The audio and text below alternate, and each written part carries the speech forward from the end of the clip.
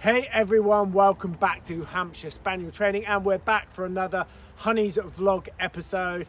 Before we get going and talking about today's topic, just letting you know, if you're looking for some advice or help with a puppy or an older dog, it may be worth looking at my online training service where you get to work directly with me through WhatsApp. If you're interested in that, perhaps go through to our Facebook page, Hampshire Spaniel Training. And any training products you see me using in any of my videos are also available on our other Facebook page, which is Spaniel Training Kit. Well, today's topic is that magic stop whistle. Now, I bring this in through various forms. I don't just do it in one way.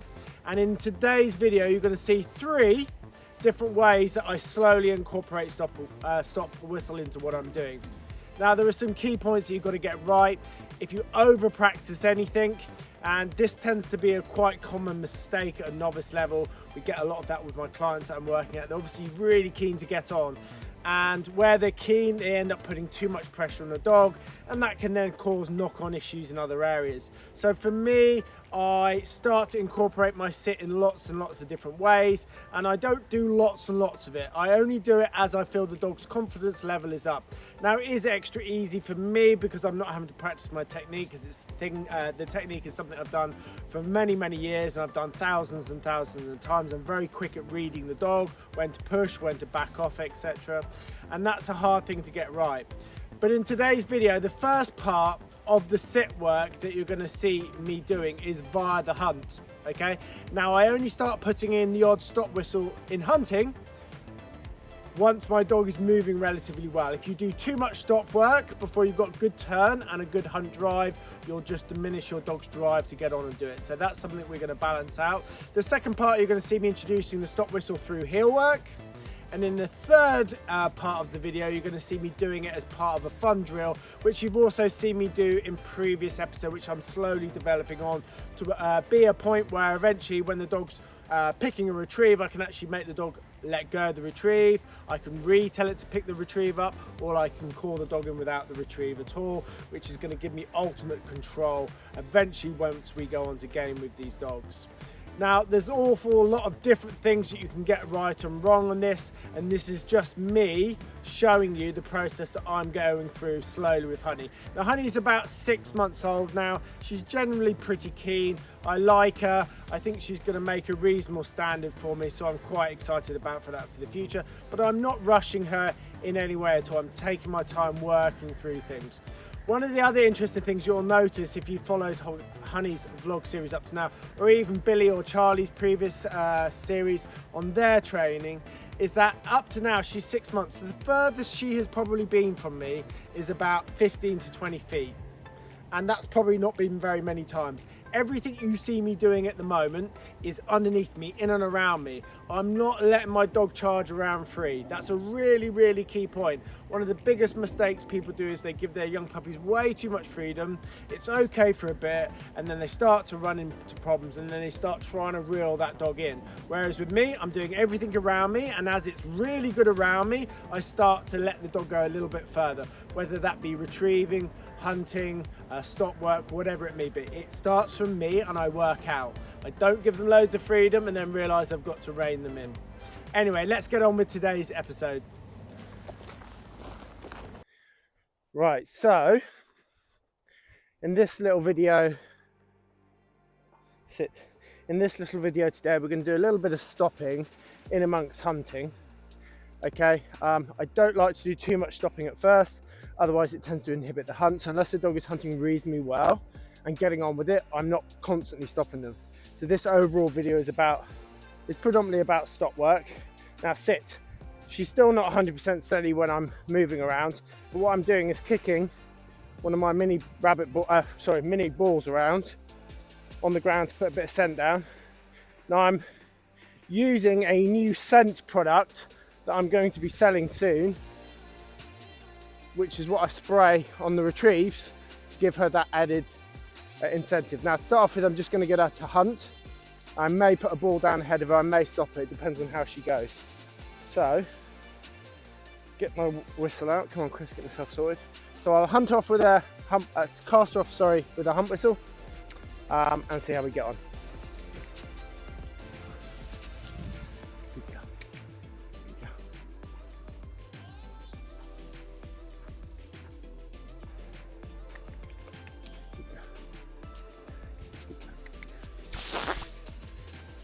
See how I moved in on her real quick when I blew my stop whistle. I didn't just stand, blow my stop whistle and see what she did. It's what I call a rush.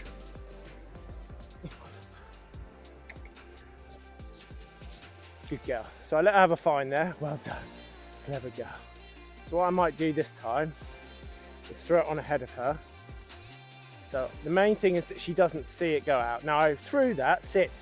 I threw that so it rolled, which puts down more scent. Sit.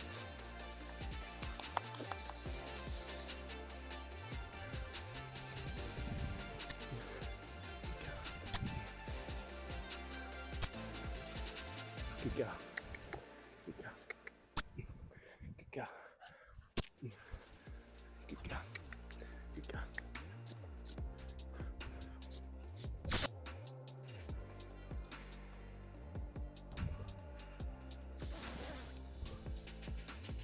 That might be off camera, I'm not sure. Get to the right side of the wind. Good girl. And when I'm filming these, it's so hard staying on camera all the time. Could do with a cameraman already. Anyone wants to be my cameraman, let me know. So you'll see me there using my shoulders a lot, especially in this early part. If the dog's out to my left, I really want to turn my back on the dog so it gets the dog coming through tight. Same if the dog's out on the right hand side, honey. Sit. She's out on my right hand side, turn my back, get her coming through tight. I want to keep her left and right of me, not just pulling on ahead, which is what most people's dogs will end up doing. So, just going to roll that out again. Sit.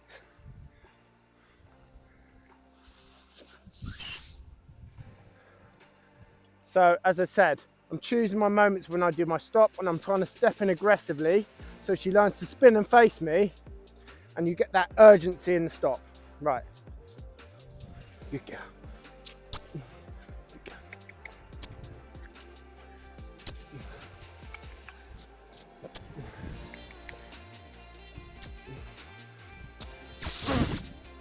Again, see how I came in on that stop? There's a bit of poo on this field, so it is a bit distracting for her. Okay, off with the hump whistle again. Good girl.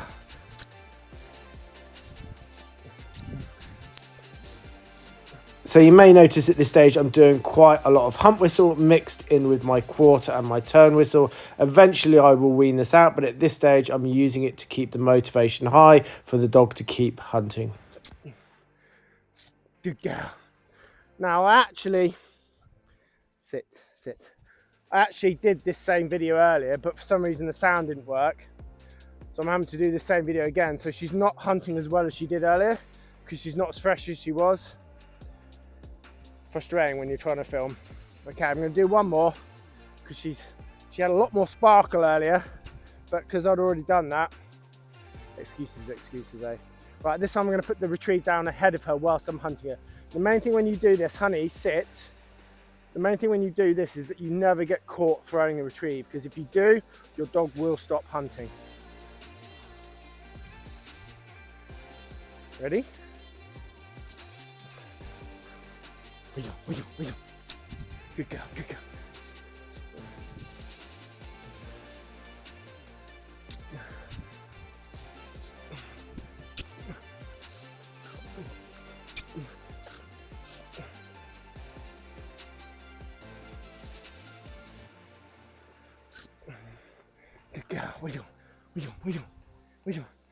Whistle.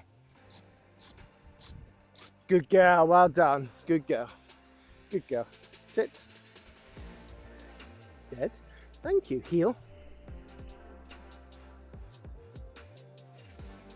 Good girl, well done. Good girl. Sit. Anyway, so you started to see me doing some stops there. You see me doing stop as part of heel work, or you're about to see that, sorry. And you also see me doing some retrieve games with it. I've got 3 different ways that I'm working on the stop. The one thing is that I'm not doing tons of it. If you do too much stop work before you've got flow and you keep the energy high, it can knock them and then they don't want to do those things. So I'm sporadic with it. I'm not doing it loads and loads. Anyway, enjoyed that, didn't you? Even though that's double session today. Anyway, on to the next clip, guys. Come on, heel. Right guys, so we're back here now to do some stop work via heel work. Now if you've been watching my series with Honey, you'll have seen I've done an awful lot of retrieving using these little training leads that you'll see Honey has got on here. And so actually in the early stages I don't do a tremendous amount of heel work just on its own.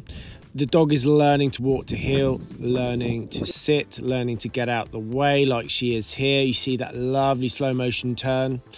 And so therefore I'm not putting an awful lot of time into just sit, stay, recall, sit that you'll see me doing here.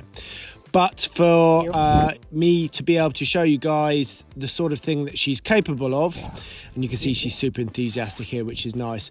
Using that stop whistle, I've worked up to the point where I'm now just trying to let the whistle, in the majority of cases, do the work. So you see me putting my hands on my stomach there because I'm trying to avoid indicating with my hands too much.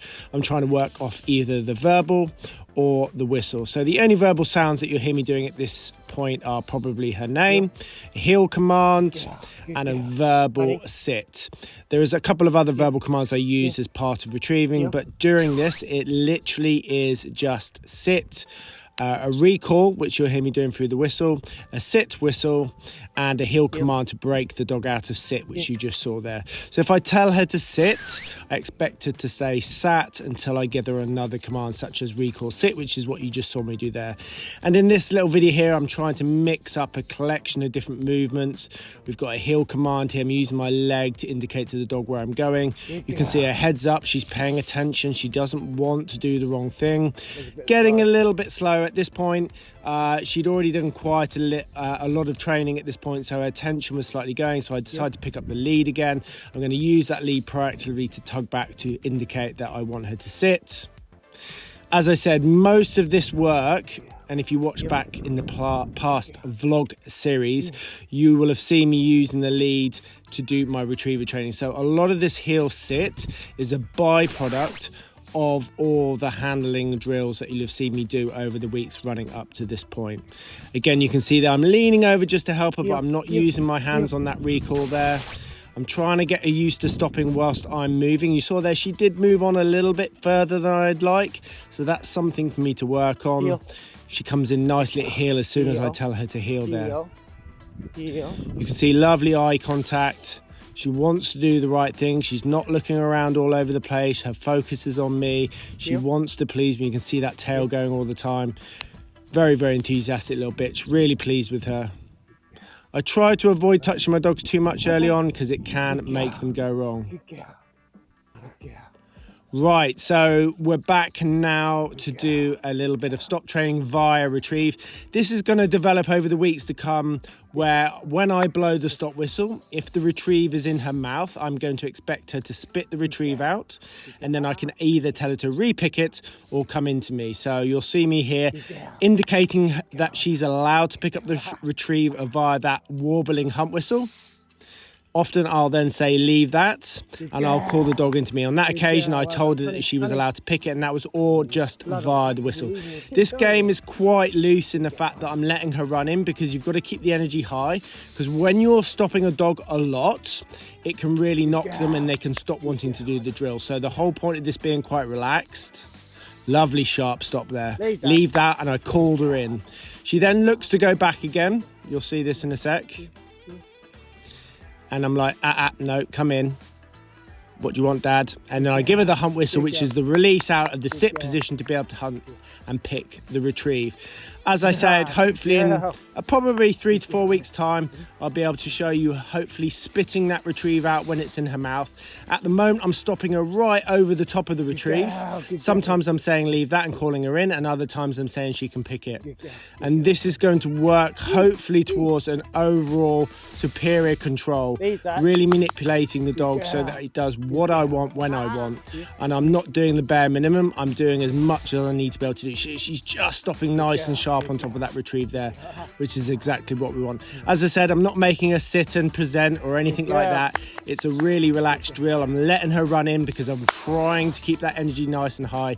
That little stop there was slightly off camera, so you couldn't quite see it. But again, back like a rocket. She's just losing her teeth now. So the bigger dummies are a bit more of a struggle. So lovely coming in, lovely interaction. I'm trying to not allow her to pull away. She's got to stay in front of me. Encouraging her up again. And then when I'm ready, I can give her that hump whistle, which is the release. Boom, there. Yeah, good girl. Lovely. As I said, nice and fun. Changed over to a ball here. Sometimes what I like about a ball is it bounces and it can just mix it up a little bit and make it a bit more fun when the other retrieve can be starting to get near its limit. I'm always watching for the dog. When I feel the dog has had enough, I want to be able to stop. It's so tempting to keep going sometimes with any aspects of any training, but knowing when to stop and say, that'll do, that's really, really important. Leave that. Leave that. Good girl. Good girl.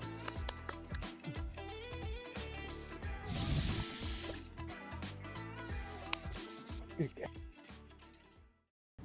Right guys, well I hope you really enjoyed that episode of Honey's vlog. I'll probably do another one in about 2 or 3 weeks time. I'm not doing them too close together, A, because they're quite time consuming to make, but also because I'm not doing tons of training with her in between. I'm probably only training her 4 to 5 days a week for 5 to 10 minutes max, so not very much. The rest of the time she's just getting let out in her run area. So I'm not doing tons with this, so that development and that training progression is relatively slow for me. It will still seem quite quick to most other people, but that way you get to see a little bit of change between each episode. Don't forget to like and subscribe guys, and if you have any questions, stick them in the description below. Otherwise, happy training.